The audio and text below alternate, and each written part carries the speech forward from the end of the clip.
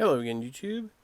Today I'm going to be showing one eBay purchase and 4 books I got through, I think, 2 different shops in town here. The eBay purchase I made, I've been looking for these books for quite a while now. And this is actually, well, I guess, this is going to be part 1 of 2 hauls here. So I ended up picking up a couple other books from the same brand here. I'll show the back first.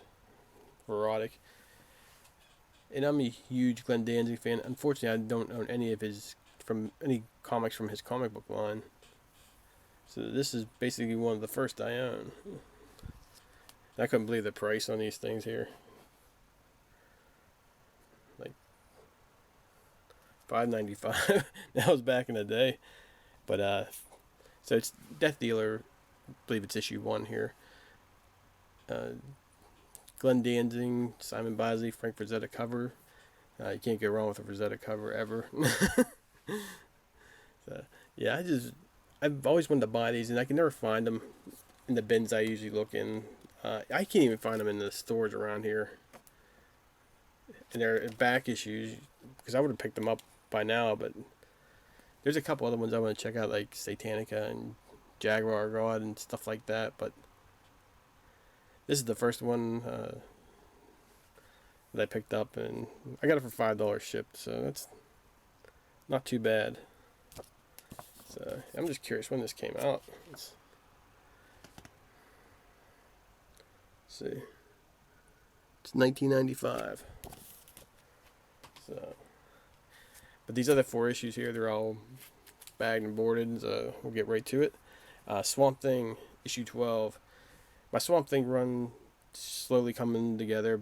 Both my Swamp Thing runs. I'm trying to put the Alan Moore run together. I'm like 7 issues away from that. The first volume of Swamp Thing, I'm trying to get issues 1 through 20. The last couple issues look really, I don't know, they look really terrible, to be honest with you.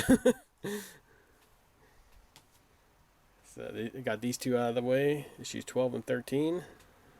That's an awesome cover. I just love it.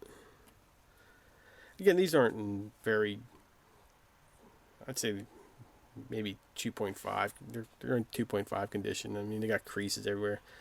But on these kind of books, I really don't care. As long as the cover's intact and stuff like that, I'm not really going to cry about it. I mean, for what I paid for it, it was $3. They were $3 each, so I'm not going to boo-hoo about it. But when, like, 70s books and stuff like that, 60s books, my grading, or my, what's the word?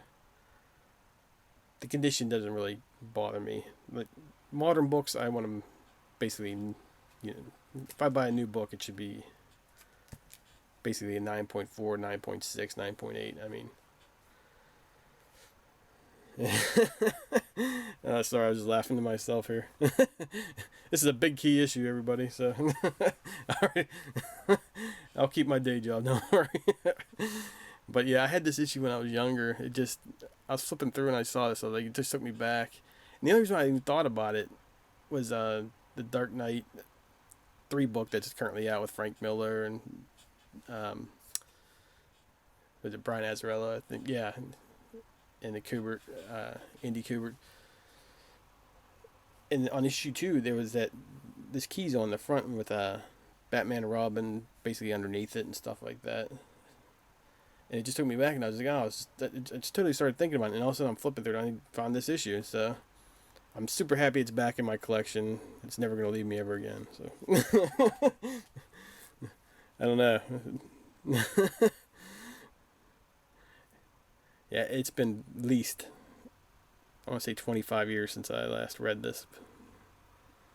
So it's always nice to find those books when you're a kid and stuff like that. Brings you back.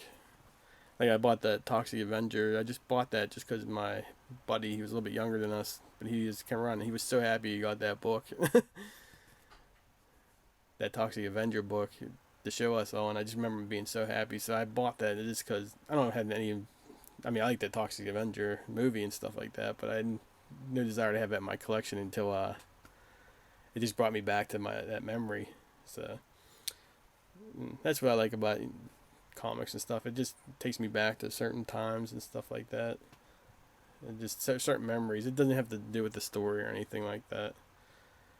Just I remember getting this issue and I bought it off some kid.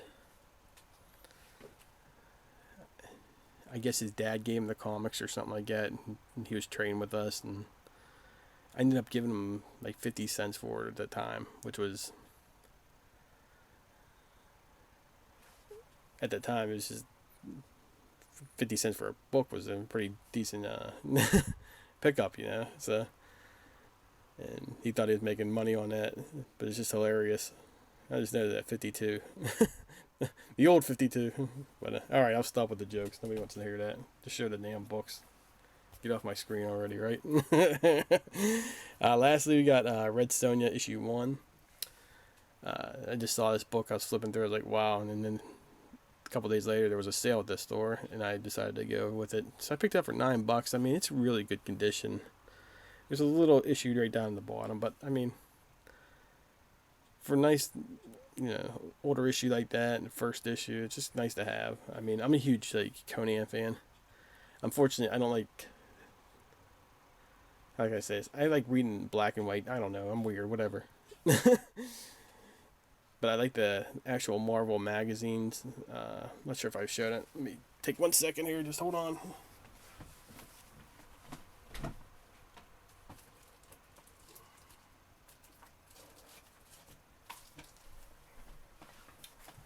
And I'm back! Alright. But stuff like this, I usually read it like this in this format, so. But that's an awesome cover. Alright guys, I'll talk to you later, and I'll see you next time.